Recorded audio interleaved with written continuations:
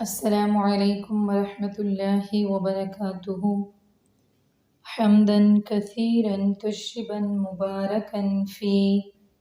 اللہم صل وسلم علی نبینا محمد اعوذ باللہ من الشیطان الرجیم بسم اللہ الرحمن الرحیم یا ایہا الذین اے وہ لوگو جو آمنو ایمان لائے ہو لیستأذنکم چاہیے کہ اجازت طلب کریں تم سے الذین وہ لوگ کہ جن کے ملکت مالک ہوئے ہیں ایمانکم تمہارے دائیں ہاتھ والذین اور وہ بچے بھی جو لم نہیں یبلغو وہ پہنچے الحلم بلوغت کی عمر کو منکم تم میں سے تین مرات مرتبہ یعنی دن میں 3 وقت من قبل پہلے صلاۃ الفجر نماز فجر سے یعنی نماز فجر سے پہلے وحین اور جس وقت تضعون تم اتار دیتے ہو ثیابکم اپنے کپڑے من الظہیرتی دوپہر کے وقت ومن بعد صلاۃ العشاء اور عشاء کی نماز کے بعد ثلاثو یہ 3 عورات پردے کے اوقات ہیں لکم تمہارے لیے لیسا نہیں ہے علیکم تم پر ولا اور نہ علیہم ان پر جناح کوئی گناہ بعدہن ان وقتوں کے بعد طوافون وہ چکر لگاتے رہتے ہیں یعنی آتے جاتے رہتے ہیں علیکم تم پر بعضکم بعض تمہارا علی بعض بعض پر ہے کذالک اسی طرح یبین اللہ بیان کرتا ہے اللہ لکم تمہارے لیے الآیاتی اپنی نشانیاں واللہ اور اللہ تو علیم خوب جاننے والا حکیم حکمت والا ہے وَإِذَا اور جب بلغ پہنچ جائیں الاطفال بچے منکم تم میں سے الحلم بلوغت کی عمر کو فلیستأذنوا پس چاہیے کہ وہ بھی اجازت طلب کریں کما جس طرح استأذن اجازت لیتے تھے الذین وہ لوگ جو من قبلہم ان سے پہلے تھے کذالک اسی طرح یبین اللہ بیان کرتا ہے اللہ لکم تمہارے لیے آیاتہ اپنی آیتیں اپنی نشانیاں واللہ اور اللہ تو علیم خوب جاننے والا حکیم خوب حکمت والا ہے۔ اس رکوع سے پھر وہی معاشرتی مسائل و احکام شروع ہو رہے ہیں جو کہ سورت کا اصل موضوع ہیں۔ اس آیت میں غور کریں تو لفظ عورات ان کا لفظ استعمال ہوا ہے جو کہ عورت کی جمع ہے۔ اب یہ لفظ ان الفاظ میں سے ہے جو کسی دوسری زبان میں منتقل ہو کر بالکل ہی ایک علیحدہ مفہوم اختیار کر لیتے ہیں۔ عربی زبان میں عورت کا مطلب پردہ ہے مگر ہماری زبان میں اردو میں جب ہم اس کو کنورٹ کرتے ہیں تو مرد کی مؤنث عورت کہلاتی ہے۔ عربی زبان میں رجال کی مؤنث نساء ہے اور اسی سورت کی آیت نمبر 31 میں اللہ تبارک و تعالیٰ نے لفظ بھی استعمال کیا ہے نساء اور عورت کا اکٹھا ہی، جیسے او الطفل الذین لم یظہروا علی عورات النساء، عورتوں کے پردے یعنی ستر کے احکام سے، یعنی عورت کا مطلب پردہ ہے۔ اب عورت کو نہیں چاہیے کہ وہ بغیر پردے کے گھر سے نکلے اور ہمیشہ اس کو کوشش یہی کرنی چاہیے کہ جہاں تک ہو سکے وہ گھر میں رہے بلا ضرورت کہ وہ گھر سے نہ نکلے، اور جب نکلے صحابیات بھی نکلتی تھیں، کام بھی کرتی تھیں، احکام و مسائل کے لیے بھی نکلتی، تبلیغ کے لیے بھی نکلتی، تو نکلنا جائز تو ہے لیکن ایک تو بلا ضرورت نہیں جائے اور دوسرا جب گھر سے نکلے تو بالکل اللہ تبارک و تعالیٰ نے جو احکامات دیے ہوئے ہیں ان احکامات کی پابندی کرتے ہوئے نکلے تو اسلام اس کو اجازت دیتا ہے عورت کو گھر سے نکلنے کی۔ اب رہی بات اس آیت کی جو ہم نے ابھی پڑھی ہے، اس میں اللہ تبارک و تعالیٰ فرماتے ہیں کہ وہ لوگ جو ابھی چھوٹے ہیں یعنی بچے ہیں یا پھر وہ غلام جو آپ کے گھر میں نوکر چاکر کام کے لیے آتے ہیں،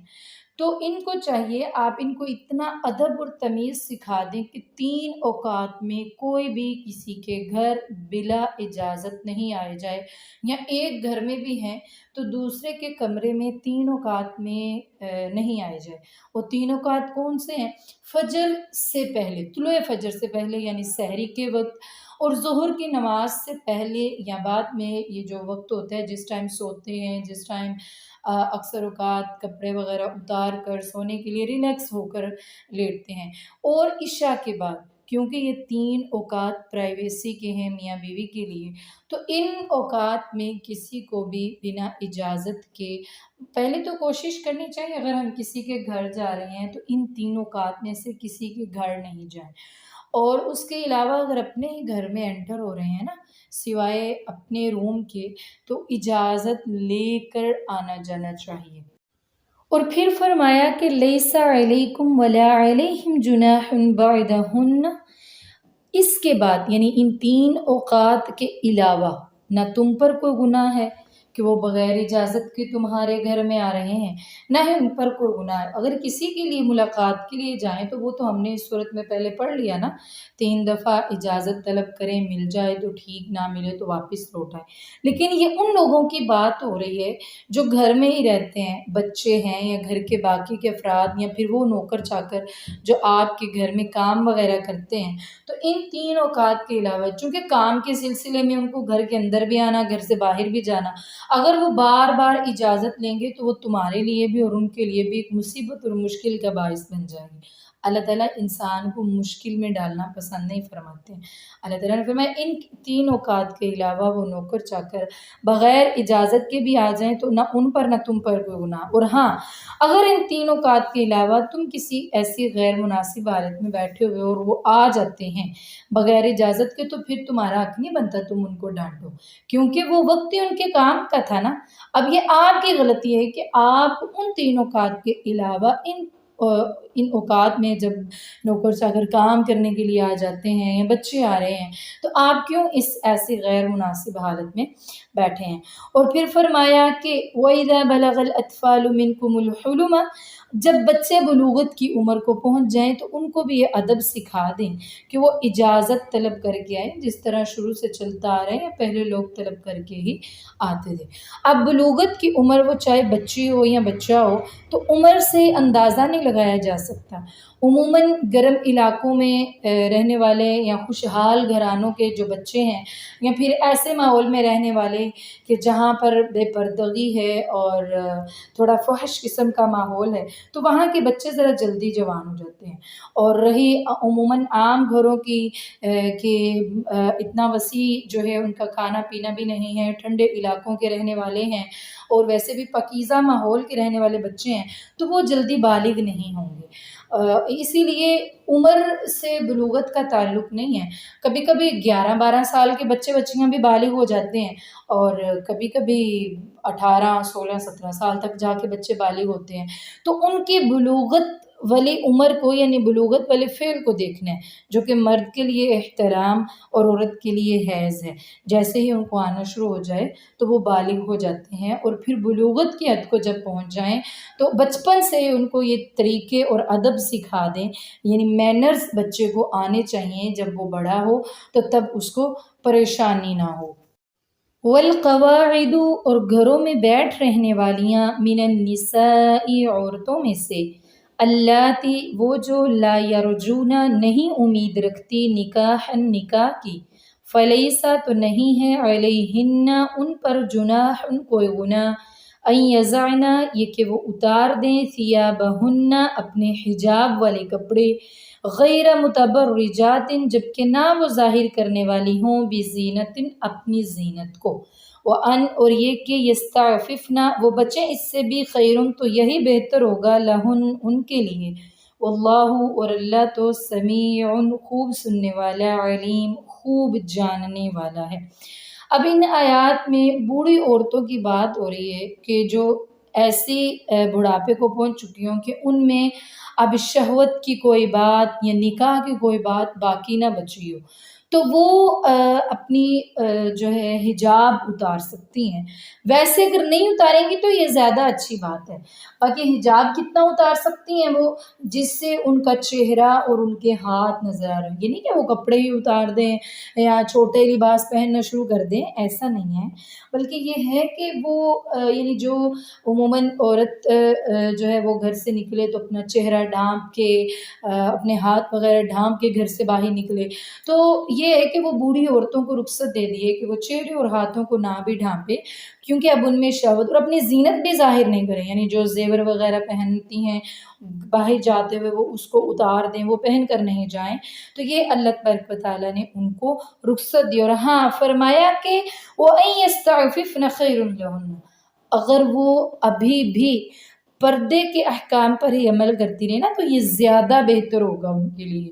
لیکن رخصت دے دی گئی ہے۔ لیسا نہیں ہے علی العامہ اندھے پر حرجن کوئی حرج، ولا اور نہ ہی علی الاعرج لنگڑے پر حرجن کوئی حرج، ولا اور نہ ہی علی المریض مریض پر حرجن کوئی حرج، ولا اور نہ علی انفسکم تمہارے اپنے اوپر یعنی اپنے آپ پر کوئی حرج، ان یہ کہ تأکلو تم کھاؤ من بیوتکم اپنے گھروں سے، او یا بیوت آبائکم اپنے باپ دادا کے گھروں سے، او یا بیوت امہاتکم اپنی ماؤں کے گھروں سے، او یا بیوت اخوانکم اپنے بھائیوں کے گھروں سے، او یا بیوت اخواتکم اپنی بہنوں کے گھروں سے، او یا بیوت اعمامکم اپنے چچاؤں کے گھروں سے، او یا بیوت عماتکم اپنی پھپھیوں کے گھروں سے، او یا بیوت اخوالکم اپنے ماموں کے گھروں سے، او یا بیوت خالاتکم اپنی خالاؤں کے گھروں سے،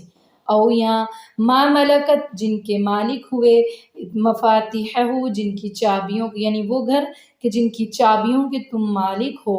او یا صدیقکم اپنے دوستوں کے گھروں سے، لیسا نہیں ہے علیکم تم پر جناح کوئی گناہ، ان یہ کہ تأکلو تم کھاؤ جمیع سب اکٹھے ہو کر، او یا اشتاتا علیحدہ علیحدہ، فَإِذَا پس جب دخل تم داخل ہو بیوتن گھروں میں، فَسَلِّمُوا تو سلام کرو علی انفسکم اپنے لوگوں پر، تحیتاً دعائے خیر کے ساتھ، من عند اللہ اللہ کی طرف سے جو مقرر ہے، مبارکتاً بابرکت، طیبتاً پاکیزہ کلام ہے، کذالک اسی طرح، یبین اللہ بیان فرماتا ہے اللہ لکم تمہارے لیے، الآیات اپنی آیتیں، لعلکم تاکہ تم تعقلون عقل سے کام لو۔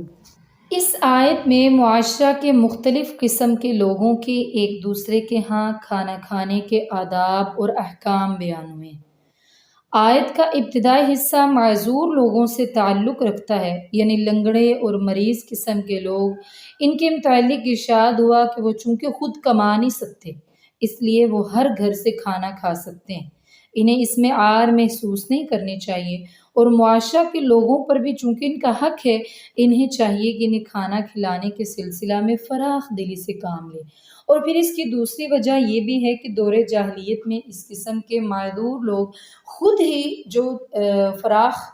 حال لوگ ہوتے، آسودہ حال ہوتے اور تندرست ہوتے، ان کے ساتھ مل کر کھانا کھانے میں جھجک محسوس کرتے تھے، انہیں یہ خیال آتا تھا کہ شاید دوسروں کو ہمارے ساتھ کھانا کھانے سے نفرت ہو گئی یا پھر وہ اس کو ناگوار محسوس کریں گے، تو اسی وجہ سے اللہ تبارک و تعالیٰ نے ہدایت دی ہے کہ ایسے لوگوں کے ساتھ تمہیں بھی ہمدردی کرنی ہے، چونکہ وہ محتاج ہیں، تمہیں ان سے نفرت نہیں کرنی ہے، اور ان کو بھی چاہیے کہ وہ جھجک محسوس نہ کریں۔ اب اس کی تیسری وجہ یہ ہے کہ بعض متقی قسم کے لوگوں کو یہ خیال آتا تھا کہ شاید ایسے لوگوں کے ساتھ مل کر کھانا کھانے سے کہیں ان معذور لوگوں کی حق تلفی نہ ہوتی ہو، مثلاً اندھے کو سب کھانے نظر نہیں آتے، لنگڑا ممکن ہے دیر سے پہنچے گا، یا پھر اگر کھانے کے پاس بھی پہنچ جائے تو وہ زیادہ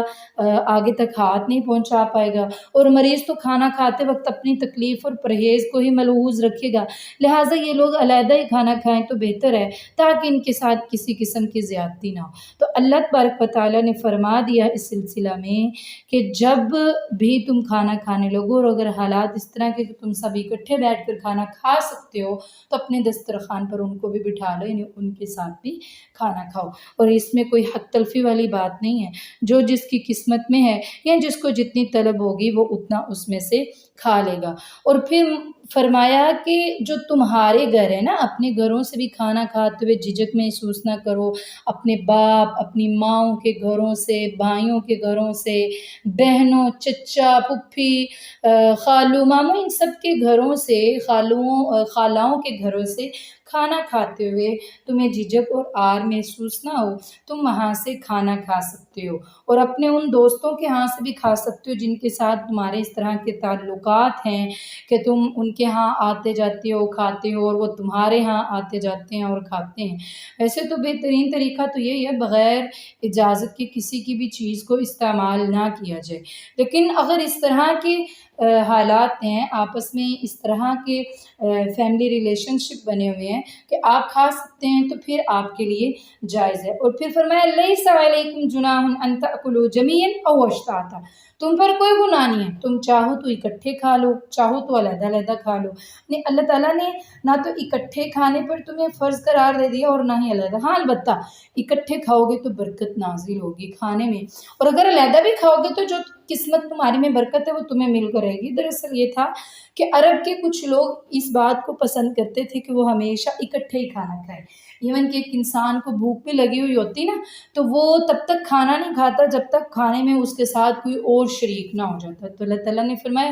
تمہیں اگر اس طرح کے حالات ہیں کہ اکٹھے کھانا کھا سکتے ہو تو اکٹھے کھاؤ، لیکن اگر اس طرح کے ہے کہ کوئی تمہارے ساتھ کھانے والا نہیں ہے تو تم علیحدہ علیحدہ بھی کھا سکتے ہو۔ دونوں طریقوں سے ہی اللہ تبارک و تعالیٰ تم پر اپنی رحمتوں اور برکتوں کے نزول فرمائیں گے جب تم اس کے احکام پر عمل کرو گے۔ اور پھر فرمایا کہ جب تم اپنے گھروں میں داخل ہو تو اپنے گھر والوں پر سلامتی کا تحفہ بھیجا کرو۔ یہ اللہ کی طرف سے قانون ہے، گھر میں داخل ہوتے وقت السلام علیکم ورحمۃ اللہ وبرکاتہ کہا کرو، جو کہ سلامتی کی دعا ہے۔ جب تم سب گھر والوں پر سلامتی کی دعا کرو گے، ان کو اتنا خوبصورت تحفہ دو گے تو جواباً وہ بھی تمہیں تحفہ دیں گے۔ ایک تو سنت پوری ہو جائے گی، دوسرا یہ فرض ہے، اللہ تعالیٰ کا حکم ہے، اللہ تعالیٰ کے حکم پر عمل بھی ہو جائے گا، اور تیسرا اس کا فائدہ یہ ہے کہ گھر میں جب بھی کوئی انٹر ہوگا وہ دعا دے گا، گھر والے جواباً اس کو دعا دیں گے، تو اس طرح سارا دن گھر پر رحمتوں اور برکتوں کا نزول ہوتا رہے گا۔ اور پھر فرمایا کذالک یبین اللہ لکم الآیات لعلکم تعقلون، اللہ تبارک و تعالیٰ اسی طرح اپنی آیات کھول کھول کر بیان فرماتے ہیں تاکہ تم ان کو سمجھ جاؤ، عقل سے کام لو اور اللہ تعالیٰ کے احکامات کی فرما برداری کرتے رہو۔